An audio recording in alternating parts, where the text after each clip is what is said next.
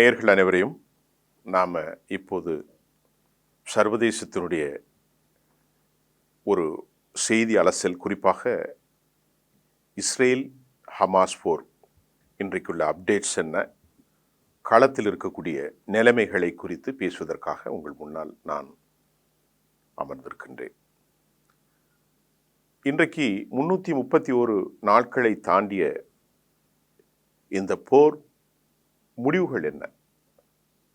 சுருக்கமாக சொன்னால், நேற்றைய முன்தினம் 2 நாட்கள், நேற்று முன்தினம் 5 லட்சம் பேருக்கு மேற்பட்ட இஸ்ரேலிய மக்கள் டெல் அவீவில் மட்டுமல்ல, இன்னும் பல நகரங்களில் 5 லட்சம் பேர் கூடியிருக்கிறார்கள். 3 லட்சம் பேர் டெல் அவீவிலும் 2 லட்சம் பேர் புறப்பகுதிகளிலும் எல்லாம் கூடி வலிமையான கருத்தை அவர்கள் போராடியிருக்கிறார்கள். இந்த 5 லட்சம் மக்கள் யாரென்றால் இஸ்ரேலிய யூத மக்கள் தான். அவர்களுடைய போராட்டத்தின் விளைவாக என்ன சொல்றாங்கன்னா, நெத்தன்யாகு உடனே ரிசைன் செய்யணும் அப்படின்னு சொல்லிட்டு அவங்க அந்த கருத்தை வலிமையாக வைத்திருக்கிறார்கள். நெத்தன்யாகு ரிசைன் செய்வதற்கு அவங்க சொல்ற காரணம் என்னன்னா, நாட்டினுடைய தன்மை, நாட்டினுடைய பாதுகாப்பு எல்லாவற்றையும் நெத்தன்யாகு இழந்துட்டார். உடனே அவங்க வைக்கிற காரணம், 6 பிணை கைதிகள், கெப்டிவ்ஸ், ஹோஸ்டேஜஸ் படுகொலை செய்யப்பட்டாங்க. இதற்கு காரணம் நெத்தன்யாகு தான் அப்படின்ட்டு யார் சொல்றா? ஹமாஸ் சொல்றதை தாண்டி இஸ்ரேல் மக்கள் 5 லட்சம் பேரும் சொல்கின்றார்கள். ஏனென்றா இஸ்ரேலிய மக்கள் இப்பொழுது அவர்களுடைய மனோநிலை என்னன்னா, பெஞ்சமின் நித்தான்யாகு இஸ்ரேலிய பிரதமரின் மீது நம்பிக்கை இல்லாத ஒரு சூழ்நிலையில் நாடு சேர்ந்து விட்டது. அதற்கு காரணம் என்னன்னா, நாட்டினுடைய விலைவாசி, நாட்டினுடைய வேலை இழப்பு, நாட்டினுடைய ஒரு அபசகுனமான நிலை, அமைதியற்ற நிலை, எந்த நேரமும் எதுவும் நடக்கலாம். மக்கள் வெளியேற்றம், 2 லட்சத்திற்கு மேற்பட்ட மக்கள் அயலகத்திற்கு சென்று விட்டார்கள். பல லட்சக்கணக்கான மக்கள் வடபகுதியிலிருந்து இங்கு சென்றார்கள். ஆகவேதான் இந்த 5 லட்சம் பேரும் நித்தான்யாகு உடனடியாக ராஜினாமா செய்ய வேண்டும், பெஞ்சமின் நித்தான்யாகு என்ற கோரிக்கை வைத்திருக்கிறார்கள். அந்த கோரிக்கைக்கு மிக முக்கியமான காரணம், 6 பேர் படுகொலை செய்யப்பட்டு விட்டார்கள். பெஞ்சமின் நித்தான்யாகு உடனே பேசுகிறார், 6 பேர் படுகொலை செய்ததற்கு நான் வருத்தப்படுகின்றேன். இந்த படுகொலை செய்தவர்கள் யார் என்றால் ஹமாஸ் தான். யார் சொல்றா? இஸ்ரேலிய பிரதமர் பெஞ்சமின் நித்தான்யாகு. ஆகவே அந்த கருத்தை அவர் வைக்கின்ற போது இஸ்ரேலிய மக்கள் முழுமையாக நிராகரித்து விட்டார்கள். அவர்கள் என்ன நிராகரித்தார்கள்னா, பெஞ்சமின் நித்தான்யாகு பொய் சொல்கிறார். ஹமாஸுடைய சொற்கள் அவங்க நம்புறாங்க. நம்முடைய நண்பரும் கூட களத்திலிருந்து பேசியிருந்தார். அவர் ஆங்கிலத்திலே பேசியதை தமிழிலே நான் உங்களுக்கு சொல்கின்றேன். இஸ்ரேலுடைய மக்கள் பெரும்பான்மையாக ஹமாஸுடைய கருத்துக்களை நம்புகிறார்கள் என்ற செய்தி தான் எனக்கு பெரும் ஷாக்காக இருந்தது. ஹமாஸ் என்ன சொல்லுது? நாங்கள் இவர்களை நல்ல முறையில் நடத்தினோம். ஏன்னா ஏற்கனவே ஹோஸ்டேஜ் எல்லாம் ரிலீஸ் ஆகும்போது அவங்க அந்த கருத்தை சொல்கிறாங்க. எங்களை கண்ணியமாக நடத்துகிறாங்க, எங்களை பாதுகாப்பு கொடுத்தாங்க, எங்களுக்கு உணவெல்லாம் கொடுத்தாங்க. அவர்கள் ஒன்றும் செய்யலை. இஸ்ரேல் தான் குண்டை போட்டு சாகடித்து 6 பேரையும் தப்பி இப்பொழுது ஹமாஸின் மீது குற்றச்சாட்டு சொல்கிறாங்க அப்படின்ட்டு ஏனையரையும் 100க்கு மேற்பட்டவரையும் நீங்கள் கொலை செய்யாமல் உங்களுடைய பதவி வெறி, உன்னுடைய சுயநலம் இஸ்ரேலை நாசமாக்கிவிடும் என்பதுதான் 5 லட்சம் மக்களின் குரல். உடனடியாக சீஸ்ஃபயர், உடனடியாக ட்ரூஸ் கண்டிப்பாக தேவை, பேச்சுவார்த்தைக்கு நீங்கள் ஆயத்தமாகுங்கள். இதுதான் ரொம்ப முக்கியம். இப்போ 5 லட்சம் பேர் மட்டும் எதிர்க்கவில்லை. ஏற்கனவே இஸ்ரேலுடைய மிலிட்ரி போய் போரிடுவதற்கு தயங்குகிறார்கள். அதுக்கு என்ன காரணம் அப்படின்னு பார்த்தா, மேற்கு கரையில் இவர்கள் வன்மமாக போராடினார்கள். விளைவு என்ன நடந்துச்சு? மேற்கு கரையினுடைய போராட்டம் காசாவுடைய போராட்டத்தை விட வித்தியாசமாக இருக்கிறது. உடனுக்குடன் பதில் கிடைக்குது. என்ன பதில் அப்படின்னு பார்த்தா, இவங்க ஒரு காரில் செட்டப் பண்ணுறாங்க டைம் பாம்பை. அதை ஸ்னீப்பர் மூலமாக ரிமோட்டில் ஆப்ரேட் பண்ணுறாங்க. 27 பேர் உடனடியாக உடல் சிதறி இறந்து போயிடுறாங்க. யார்? இஸ்ரேல் வீரர்கள். நீ மேலே இருந்து குண்டை போட்டுக்கிட்டு இருக்கீங்க. அவங்க என்ன பண்ணுறாங்கன்னா, குண்டுதாரிகள், தற்கொலைதாரிகளாக மாறுகிறார்கள். இல்லது குண்டை வைத்து ஸ்னீப்பர் மூலமாக அதை ஆப்ரேஷன் செய்து வெடித்து சிதறி ஸ்பாட்டில் 27-30 பேர் இறந்து போயிட்டாங்க.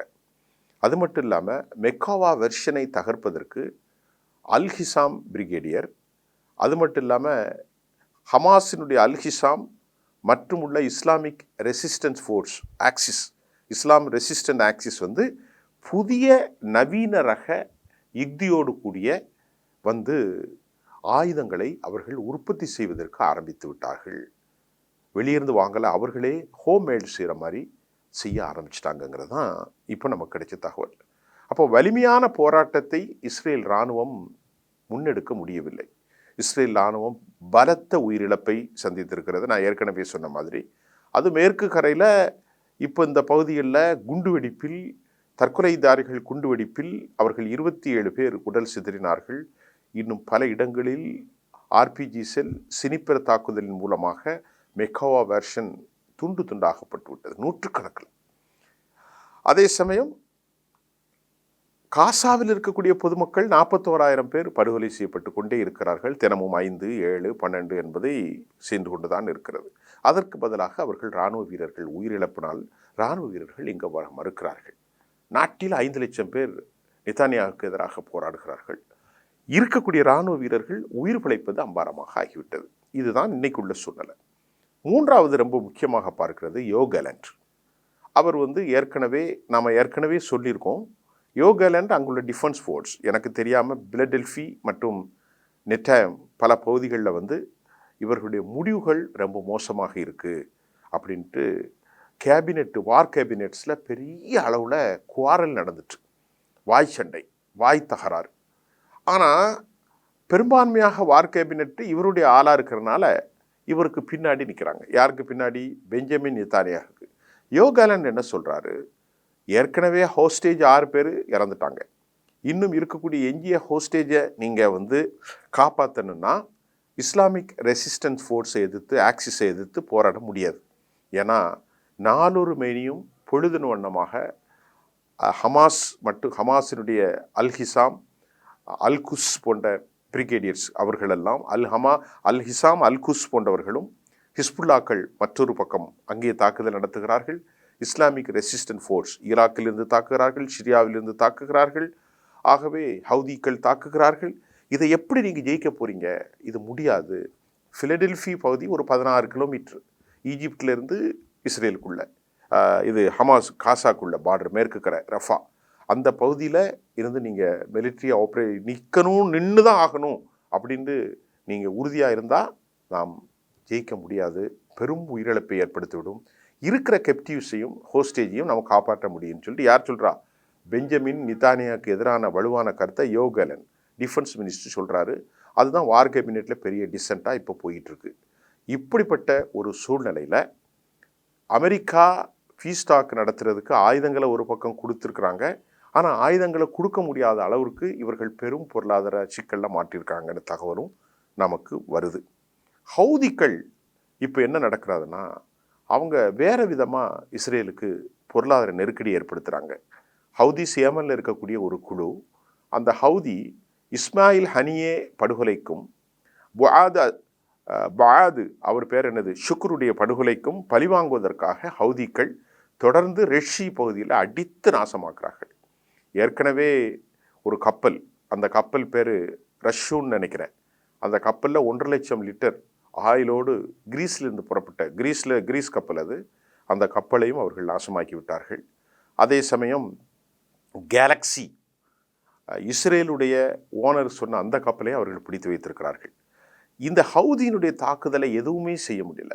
அமெரிக்காவினுடைய ஷிப் எதிர்த்து போராடக்கூடிய அளவுக்கு வல்லமை உள்ள பெலஸ்டிக் மிசைல்ஸை வைக்கக்கூடிய அளவுக்கு ஹவுதி ஒரு ஸ்ட்ராங்காக இருக்கிறாங்க. குறைந்த தூர இது தற்கொலையாக செல்லக்கூடிய படகுகள், ஆளில்லாத படகுகள் தற்கொலையாக சென்று மிகப்பெரிய கப்பலில் மோதி வெடித்து சிதறுகிறது. அவர்கள் தூரம் மிக தெளிவாக துல்லியமாக டிசைசிவ்லி அட்டாக் பண்ணும்போது வெடித்து சிதறி பல்வேறு சிக்கல்கள் ஏற்படுகின்றது. ஹவுதிகள் எல்லோரையும் அடிக்கவில்லை, மற்ற கப்பல்களை விடுகிறார்கள். அவர்களுக்கு கோஆப்ரேட் பண்ணாமல் இருக்கிற இஸ்ரேலுக்கு செல்லக்கூடிய கப்பல்களை மட்டும் ஏமன்லேருந்து தாக்குறாங்க. இந்த தாக்குதலை அவர்களால் நிறுத்தவே முடியல. இன்டர்நேஷ்னல் கம்யூனிட்டி ப்ளீட் பண்ணி ஈரானுடைய சொன்னால தற்சமயம் கொஞ்சம் நிறுத்தி வைக்கப்பட்டதாக சொன்னாலும் அது தொடர்கின்றது சூழ்நிலை தான் காணப்படுது. இஸ்ரேலுக்கு என்ன இதனால் லாஸ்னா, கிட்டத்தட்ட 83 லட்சம் கோடி, 1 ட்ரில்லியன் பிஸ்னஸ் எங்களுக்கு காணாமல் போயிட்டு அப்படின்ட்டு சொல்கிறாங்க. 1 ட்ரில்லியன் பிஸ்னஸை இழந்த இஸ்ரேல் எவ்வளவு பொருளாதார வலிமையற்ற நிலையில் இருக்கணும்னு நீங்கள் பார்த்துக்கிடுங்க. ஹவுதிகள் இந்த அடிப்படையில் இஸ்ரேலை கம்ப்ளீட்டாக இக்கனாமியில் பெரிய டிசபிள்டாக ஒரு மோசமான ஒரு முரணாகி விட்டது, முடமாகி விட்டது. இந்த சூழ்நிலையில் ஹவுதிகள் அட்டாக் பண்ணுறாங்க. இப்போ 5 லட்சத்திற்கும் மேற்பட்ட மக்கள் பெஞ்சமின் நெத்தன்யாகு ராஜினாமா செய்யணும் அப்படின்ட்டு அவங்க போராடுறாங்க. இப்போ யோ கேலண்ட் என்ன சொல்கிறாரு, உடனடியாக பிலடெல்ஃபி பகுதியிலிருந்து நீங்கள் வெளியேறணும்னு அவர் சொல்கிறார்.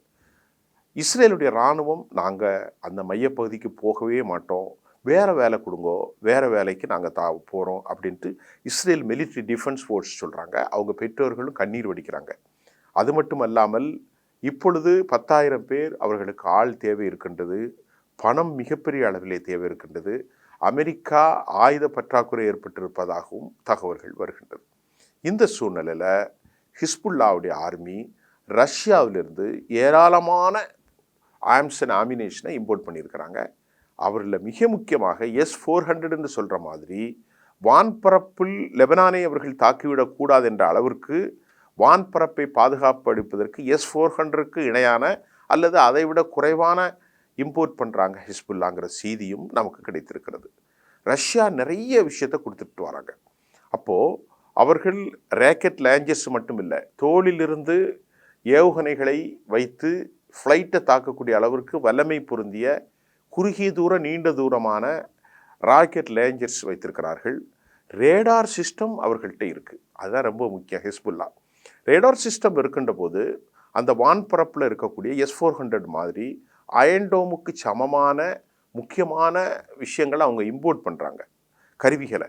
அது ரஷ்யா கொடுக்கறதுக்கு ரொம்ப தயாராக இருக்கிறனால ஹிஸ்புல்லாவுடைய வலிமையோடு போராடுவதற்கு முதலிலும் எந்த அடிப்படையிலும் வெற்றி கொள்ள முடியாத அளவுக்கு வலிமையான ஒரு இராணுவம் ஹிஸ்புல்லா. அவங்க சொல்கிறாங்க, ஃபாது சுக்குரும் இஸ்மாயில் ஹனியாவுடைய மரணத்திற்கு நான் பழி வாங்கியே ஆவேன்னு சொல்லிட்டாங்க. ஹிஸ்புல்லாவுடைய ரெப்ரசன்டேட்டிவ் ஈரானுடைய எக்ஸ்டர்னல் அஃபேர்ஸ் மினிஸ்டர் தெஹ்ரானில் சந்தித்து பேசினது தான் இப்போ இஸ்ரேலுக்கு வயிற்றில் புளியை கரைக்குது. இப்போது இந்த சூழ்நிலையில் சவுதி ஒரு பிரகடனத்தை, ஒரு joint proclamation has been made அப்படின்னு சொல்லப்படுது, வெளிப்படையாக சொல்லப்படலை. ஆனால் என்ன நடந்திருக்குன்னு சொன்னால், துருக்கியினுடைய எரோடோகன், துருக்கியினுடைய மினிஸ்டரோடு, பிரதமரோடு, அதிபரோடு சவுதியினுடைய அதிபர் பேசியிருக்கிறார், பின் சல்மான். நாம் இனி இவர்களை விடக்கூடாது. யாரை விடக்கூடாது? இஸ்ரேலை விடக்கூடாது. கிட்டத்தட்ட 41,000 பேர் படுகொலை செய்யப்பட்டு 93,000 பேர் ஊனமுட்ட பிறகு இனி இஸ்லாமிய நாடுகள் நாம் அதை விட்டுவிடக்கூடாது என்று நம்ம எல்லாரும் யுனைட் ஆகி ஒரு பெரிய ஃபோர்ஸாக டெல் அவீவுக்கு எதிராக பிரகடனத்தை நாம் ஆரம்பிக்க வேண்டும் என்று பேசிய செய்தி அஃபிஷியலாக வெளியே வந்துட்டு, இது அமெரிக்காவுக்கு பெரும் சிக்கலை ஏற்படுத்தி இருக்கிறது. அது மட்டுமல்ல தோழர்களே, துருக்கி எர்டோகன் மிகப்பெரிய வலிமையான ஒரு நாடு. அவர்கள் நேட்டோவிலிருந்து வெளியே வந்து விட்டார்கள். அமெரிக்கா கோலியேஷனில் இருந்த ஒரு வலிமையான யூரோப்பிய இஸ்லாமிய நாடு என்றால் துருக்கி ஒரு ஆயுதத்திலும் தனித்துவமாக ஏர் ஃப்ளைட்ஸ் எல்லாம் செய்யக்கூடிய அளவிற்கு வல்லமை புகுந்த நாடு.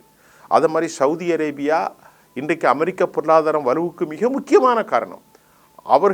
அவரும் துருக்கியும் பின் சல்மானும் இணைந்து இஸ்லாமிய நாடுகள் அனைவரும் ஒருங்கிணைய வேண்டும் என்று கோரிக்கை விட்டிருக்கிறார்கள். இதற்கு ஈரான் முழுமையான ஆதரவு கொடுக்கின்றது. அது சமயம் சிரியாவினுடைய பஷர் அல் ஆசாத், இது ரொம்ப முக்கியமாக கவனிங்க, ஜோர்டானுடைய அதிபர், எல்லோரோடும் ஈரான் பேசி கொண்டிருக்கின்றது. இப்போ எல்லாருமே ஒரு களத்தில் வந்துட்டாங்க. பின் சல்மான், பஷர் அல் ஆசாத், அது மட்டும் இல்லாமல் அலி கோமினி, எர்டோகன், ஹிஸ்புல்லா, ஹசன் நஸ்ருல்லா, எல்லாருமே ஒரே இதில் வந்துட்டாங்க. ஏன்னா இஸ்ரேலே அழித்தே ஆக வேண்டும் என்ற ஒரு இது வந்துருச்சு. நீங்கள் அந்த செய்திகளை ஃபுல்லாக ஆதாரத்தோடு பாருங்க, நல்லா தெரியும். ஆக இப்படிப்பட்ட சூழ்நிலையில் அமெரிக்கா இஸ்ரேலுக்கு மட்டும் ஆதரவு கொடுத்து இன்றைக்கு அவ்வளவு நாட்டுடைய வருமானத்தையும் பலகீனமாகுகிறது. இதை பயன்படுத்துகிறது தான் புட்டின் அவர் மிக வலிமையாக அரபு நாடுகளோடு நேசம் பாராட்டுகிறார். சீனா சவுதி அரேபியாவோடு எந்த உதவிக்கும் தயார் என்று சொல்கிறது. $50 பில்லியன், இந்திய மதிப்புக்கு 5 லட்சம் கோடிக்கும் சற்று குறைவாக ஒப்பந்தத்தை சீனாவோடு சவுதி அரேபியா மூவ் பண்ணிட்டாங்க. இது அமெரிக்காவுக்கு பெரும் சிக்கலை ஏற்படுத்தியிருக்கிறது. மத்திய கிழக்கில் வியாபாரம், தொழில்நுட்பம், ஆயுதங்கள் மட்டுமல்லாமல் மத்திய கிழக்கினுடைய பாதுகாப்பு, ஆயில், எண்ணெய் ஃபீல்டு அனைத்தும் ரஷ்யாவுக்கும் சீனாவுக்கும் சென்றுவிட்டால் என்ன செய்வது என்கின்ற அச்சம் அமெரிக்காவை ஆட்டுகின்றது. கடைசியான தகவல் என்னென்னா, எந்த இடத்தை விட்டு நான் நகல மாட்டேன் என்று சொல்கின்றார்களோ அதே இடத்தை விட்டு நான் நகர்ந்து விடுகிறேன் என்று இஸ்ரேல் ஒப்பந்தத்தை ஒப்புக்கொண்டதாகவும் செய்திகள் வருகின்றது. அதாவது நான் சொன்ன மாதிரி நெட்சோம் பகுதிகளும் பிலடெல்ஃபி, ஈஜிப்டிலேருந்து வரக்கூடிய இந்த பிலடெல்ஃபியிலிருந்து நான் அகலவே மாட்டேன், அங்கு எப்பொழுதும் இஸ்ரேலுடைய படைகளை வைத்து ஹமாஸுடைய ஆயுத கடத்தலை நான் கண்காணிப்பேன் என்று சொல்லி கொண்டிருந்த பெஞ்சமின் நெதன்யாகு தலைமை இந்த தோல்வியை ஒப்புக்கொண்டு பிலடெல்ஃபி, நெட்சோம் பகுதியிலிருந்து தங்கள் படைகளை விலகுவதாக அறிவிப்பு செய்திருக்கிறார்கள். ஆக மொத்தத்தில் ஒரு மாபெரும் தோல்வியை நோக்கி சென்று கொண்டிருக்கின்றது. அதில் எந்த விதமான சந்தேகமும் இல்லை. இது ஒரு ஆணித்தரமான, உறுதியான, உண்மையான கருத்து. ஒரு செய்தியாக இருக்கின்ற போது அந்த செய்தியிலே நாங்கள் ஏற்றம் இறக்கத்தோடு பொய்களை கலந்து கொடுக்கக்கூடாது. அதே சமயம் ஹமாஸுக்கு இழப்பதற்கு ஒன்றுமே இல்லை. அவர்களிடத்தில் இழந்து போய்விட்டார்கள். 41,000 உயிர்கள், பெண்கள், குழந்தைகள் எல்லாம் இழந்து கொண்டிருக்கிறார்கள். இன்றைக்கும் பலஸ்தீனத்தில் இருக்கிற மக்கள் மரணத்தை சந்தித்து கொண்டே இருக்கிறார்கள். அவர்கள் தொடர்ந்து அடக்கம் செய்யப்படுகிற காட்சியும் பார்க்கப்படுகின்றது.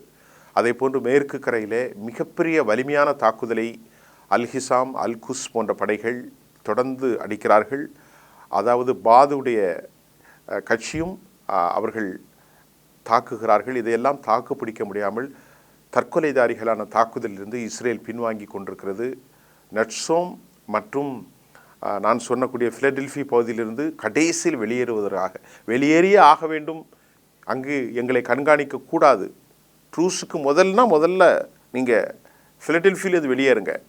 காசா பகுதியில், காசாவுக்கும் மேற்கு கரை அதாவது ரஃபாவுக்கும் இடையில் ஈஜிப்டுடைய பார்டர் 16 கிலோமீட்டர் நான் தான் கண்காணிப்பேன்னு சொன்னால் நான் ஏற்றுக்கிட மாட்டேன்னு ரெஃப்யூஸ் பண்ணிட்டாங்க ஹமாஸ். இப்போ அதை ஏற்றுக்கொள்வதாக கடைசியில் தோல்வியை ஒத்துக்கிட்டாரு. அதுதான் உண்மை. இப்போ அவங்களுக்கு இழப்பு நான் சொன்ன மாதிரி கப்பலில் மட்டும் 84 லட்சம் கோடி, 1 ட்ரில்லியன் இழந்திருக்கிறாங்க. இஸ்ரேல் வேறுவித இந்த ஆபத்திலிருந்து அவர்கள் தங்களை காத்து கொள்ள முடியாமல் ஒரு சிறிய குழுவோடு அவர்களால் முரண்படாமல், அவர்களால் வெற்றி கொள்ள முடியாமல் தோல்வியை சந்தித்திருக்கிறார்கள் என்பதுதான் உண்மை. இஸ்ரேல் மிகப்பெரிய தோல்வியை சந்தித்திருக்கின்றது.